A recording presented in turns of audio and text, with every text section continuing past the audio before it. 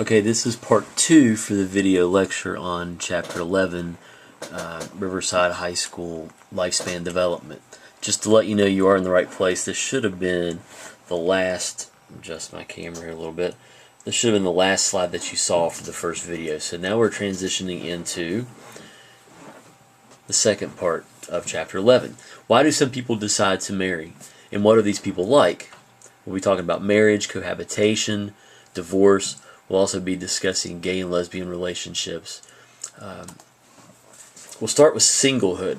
70% of women and 80% of men are single between the ages of 20 and 24. Twice as many African Americans as European Americans are single throughout adulthood. Men tend to remain single longer than women, but men are likelier to marry.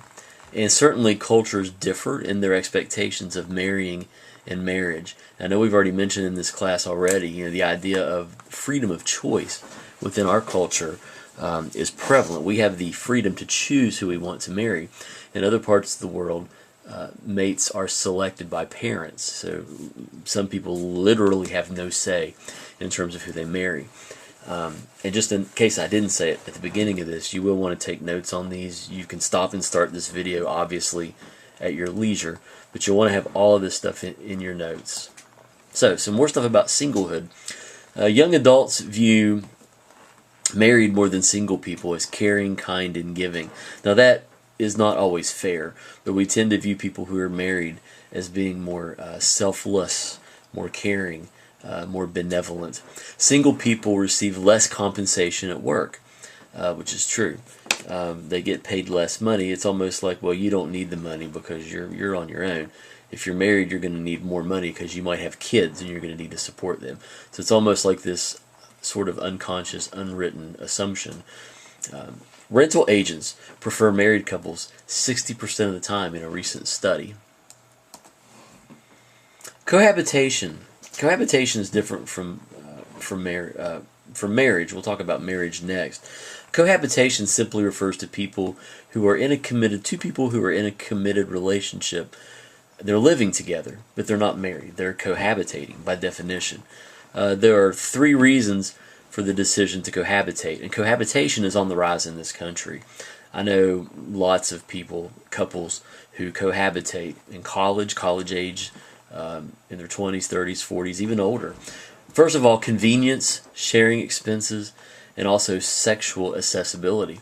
There's no long-term commitment. Marriage may not be a goal for people who cohabitate. And women report that they enjoy cohabitation for these reasons more than men. That may be surprising, especially in terms of the sexual accessibility. Also, it could be seen as a trial marriage. You kind of give it a dry run, if you will, just to kind of see how it works out. If you cohabitate and it works out, then great, maybe you go ahead and get married. If it doesn't work out, then you might be thinking, well, maybe marriage isn't a good idea because the cohabitation didn't work. 50% of cohabitating couples transition into actual marriage. And we're also talking about a long-term commitment without the legal stuff, the legal trappings that go with marriage. That's more common in older couples who may lose financial benefits if they marry. Some people decide not to marry simply for financial reasons. You can kind of see, you may have to zoom in on this or pause it. You should be able to see it though. Unmarried couples living together in the millions. In the 1960s, you can see that cohabitation was way down, even into the 1970s. In 1980, cohabitation starts to go up. As you can see right here, 2 million couples were cohabitating in 1980. When you move to 1990, 3 million, if you can see that, were cohabitating. The year 2000, 5.5 million cohabitating couples. So cohabitation is on the rise. The rate of cohabitation differs considerably across cultures. Research on cohabitation suggests that it does not increase the chances of a successful marriage. A lot of people think that that's really what it does. It increases the chances that your marriage will be happy and harmonious. There's no evidence to suggest that that really is the case. So that's just some information for you. Excuse me, maybe due to other factors such as having children and then cohabitating and then marrying. So there's some mitigating factors that could be taken into account. Gay and lesbian couples. Most research shows no difference between homosexual and heterosexual couples on virtually all dimensions. relationship issues. Domestic violence is a problem in homosexual relationships. Homosexual couples struggle with the same kinds of financial problems, emotional problems, job-related stress kind of problems that heterosexual couples struggle with as well. Gay and lesbian, gay and lesbian couples report less support from family, which kind of makes sense, goes without saying, than do married or cohabitating couples. Cohabitating couples are going to get some grief, especially from parents who are from an older generation who may not agree with cohabitation for religious reasons. But still, gay and lesbian couples report the least amount of support compared to married couples or cohabitating couples. That has not changed. Then we get into marriage. Studies show that the median age at which couples marry has been rising for the past several decades. In my sociology classes, we talk about how, like, at the turn of the century, like around 1900, it was not uncommon for, I call them young girls because they're children by today's standards. It was not uncommon for 13, 14, 15-year-old girls to marry men who were 19, 20, 21, 22 years of age, and to begin families, having families very quickly. By today's standards, we would look at that as being a very inappropriate relationship, and we would send people to prison for that. So the things have evolved and changed in terms of marriage. People, especially in our country, in the United States, are waiting longer to get married. They're going to college, maybe graduate school. They're finding themselves. They're exploring the world. They're not quite settling down quite as quickly. Women who marry under the age of 20 are 3 times more likely to divorce than women who marry actually in their 20s. So it goes to say that maybe, waiting is not a bad thing.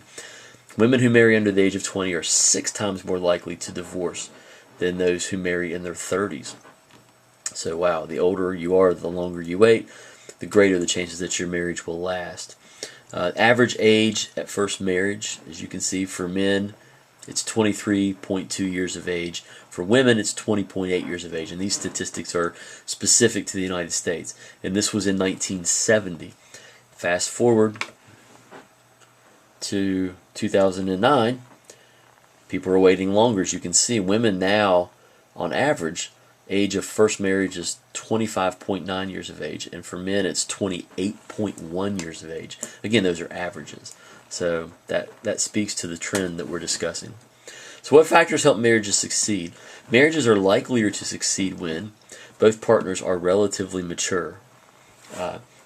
You can be younger and be more mature. I know older people who are in their 30s who have the maturity level of teenagers. Not that there's anything wrong with being a teenager, because I know you guys are teenagers listening to this. But maturity is very, very important. I know plenty of young people who are mature who get married and their marriages have lasted and continue to thrive. The couple is homogamous in terms of values and interests.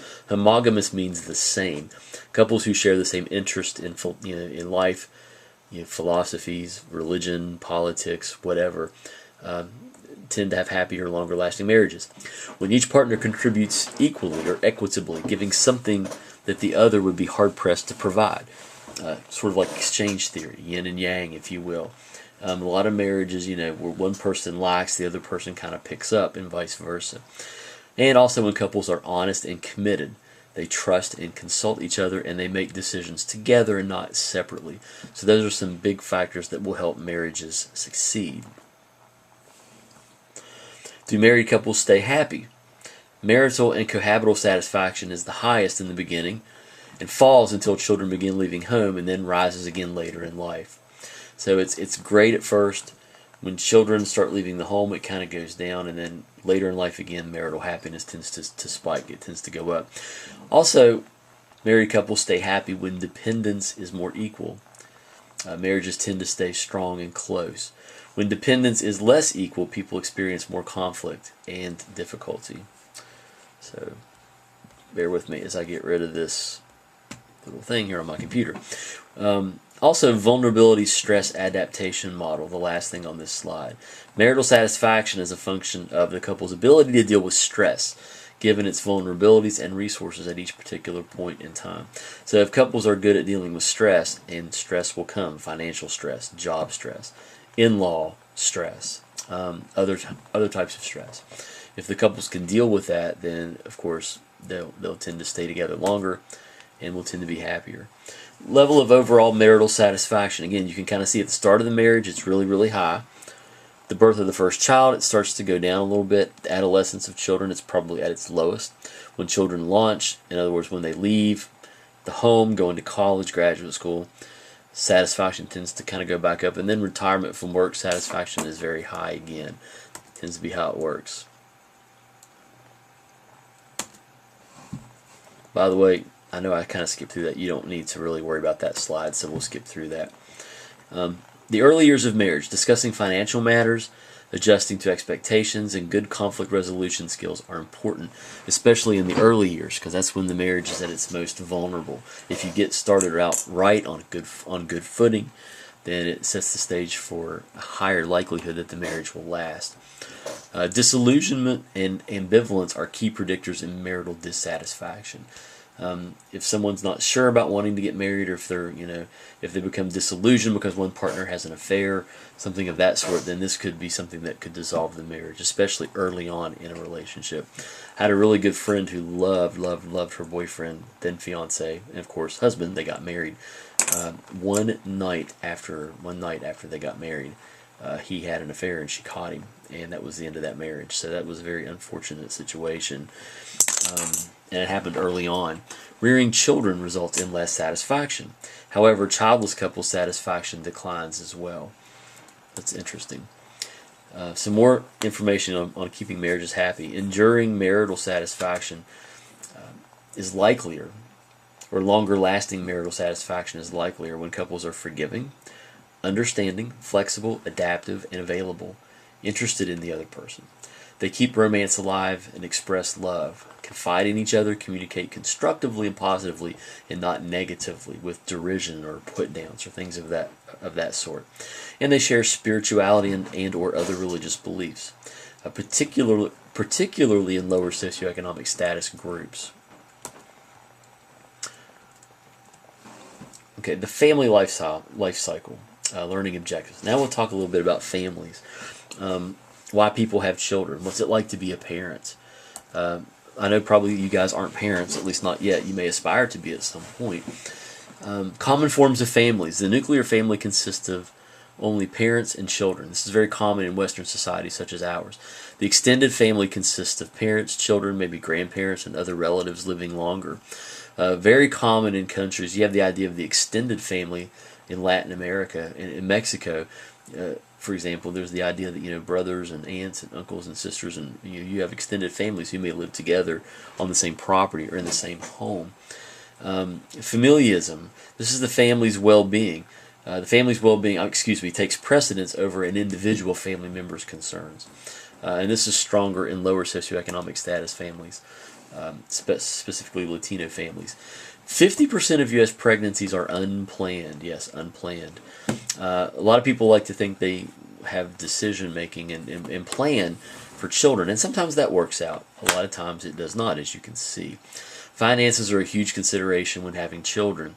Having a child in 2009 would cost $206,000 and $476,000 over 17 years for food, shelter, and other necessities. Now, cost depends on income bracket and things of that sort. Childless couples have a higher standard of living and have greater marital satisfaction because they have more money to spend on themselves. Societal attitudes toward childless couples have improved a lot since the 1970s. The parental role. Couples are having fewer children and waiting longer, especially in Western societies like our country. The birth rate in our country is very low. It's right at about, on average, 2 children per couple. Actually, it's a little bit lower than that. So that's very low compared to parts of the African continent, for example, where birth rates are close to 6 and 7 children per woman, or per couple, if you will. So, older parents are more at ease. Older parents are more affectionate, sensitive, supportive, spend more time with their babies. More than 70% of women with children under the age of 18 are employed outside the home and still perform most of the child-rearing tasks. So that puts a lot of stress and taxes the mother, the maternal role, and we can talk about that more at some point. Men who become fathers in their 30s spend up to 3 times as much time caring for their preschool children. So the the longer men wait to have children, the more likely they are to be involved in child care and child rearing activities.